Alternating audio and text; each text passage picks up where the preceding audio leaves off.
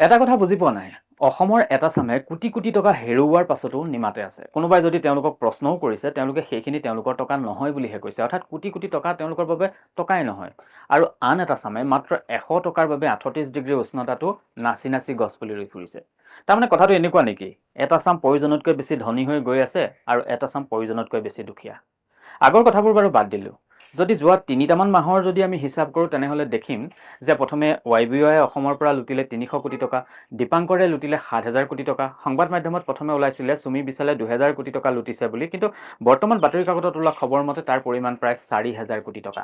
ডিব্ৰুগড়ৰ ৰঞ্জিত কাকতিয়ে লুটিলে ১২০০ কোটি টকা, গিনি কেপিটেলে লুটিলে ৩০০ কোটি টকা, দেৰগাঁৱৰ ভাস্কৰ বৰুৱাই লুটিলে ১০ কোটি টকা। আৰু এই সকলোখিনি যদি আমি হিচাপ কৰোঁ, তেনেহ'লে তাৰ পৰিমাণ হয় প্ৰায় ১২,৮১০ কোটি টকা। স্বপ্ননীল দাসৰ কেছটো বিচাৰাধীন হৈ আছে। তাৰোপৰি অসম পুলিচে আৰু কেইজনমান এনেকৈ ট্ৰেডিঙৰ সৈতে জড়িত লোকক গ্ৰেপ্তাৰ কৰিছিল আৰু তেওঁলোকৰ হিচাপবোৰো ইয়াৰ লগলৈ অহা নাই। এই সকলোখিনি যদি হিচাপ কৰা যায়, তেনেহ'লে তাৰ পৰিমাণ হয়তো বহুত বেছি হৈ পৰিব। তাৰ পাছতো আপুনি ক'ব নেকি অসম এখন দুখীয়া ৰাজ্য বুলি? হৰ্ষদ মেহতাই ৪,০০০ কোটি টকা লুটোতে প্ৰধানমন্ত্ৰী নৰসিংহ ৰাও জবাবদিহি হ'ব লগা হৈছিল। বিজয় মালিয়াই ৯,০০০ কোটি টকা লুটোতে গোটেই দেশতে তোলপাৰ লাগি গৈছিল। তাতকৈ প্ৰায় দুগুণ বেছি টকা কেৱল অসমতে লুটিলে। তাৰ পাছত আপুনি ক'ব নেকি অসম এখন দৰিদ্ৰ ৰাজ্য বুলি? এই ট্ৰেডিং এপছসমূহত বা ট্ৰেডাৰসকলৰ ওচৰত যে কেৱল মাত্ৰ কোটিপতি লোকসকলেই টকা ৰাখিছিল সেয়া নহয়।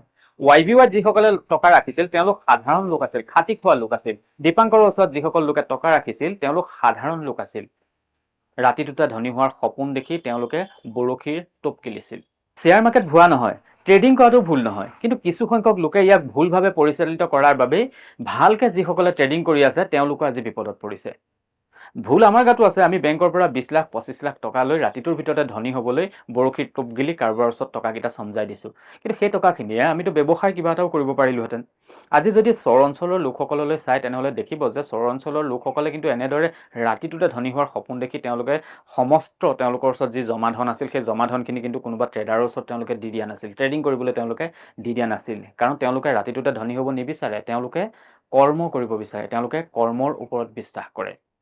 এই যে যিসকল লোকৰ বৰ্তমান পইচা তাত ইনভেষ্ট হৈ আছিল, সেই লোকসকলে ভাবিছে নেকি পইচাসমূহ ঘূৰাই পাম বুলি?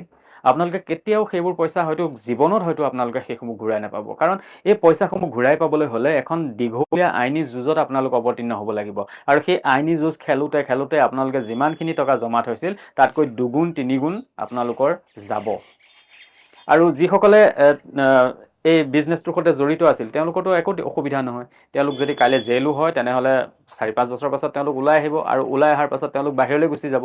সেই ২,০০০, ৭,০০০, ৮,০০০, ১২,০০০ কোটি টকাৰ ভিতৰত তেওঁলোকে যদি ১০০ বা ২০০ কোটি টকাও তেওঁলোকে যদি সুৰক্ষিত স্থানত ৰাখিব পাৰিছে, তেনেহ'লে জীৱনৰ বাকী সময়ছোৱা তেওঁলোকে অসমৰ বাহিৰত থাকি খুব সুন্দৰভাৱে কটাই দিব পাৰিব। বিপদত পৰিব আপুনি। এই যে বেংকৰ পৰা ২৫ লাখ ৩০ লাখ টকা ধাৰলৈ লৈছে, এই ২৫-৩০ বছৰ আপুনি সেই টকাখিনি ধাৰ মাৰি থাকিব লাগিব, তাকো ৭ লাখ ৮ লাখ টকা সুদৰ সতে। হৈ যোৱা ঘটনা এটা আমি কেতিয়াও নোহোৱা কৰিব নোৱাৰোঁ, কিন্তু আহিব লগা বিপদ এটাৰ পৰা আমি যদি ইচ্ছা কৰোঁ আৰু অকণমান যদি সাৱধানতা অৱলম্বন কৰোঁ, তেনেহ'লে কিন্তু বাচি থাকিব পাৰোঁ।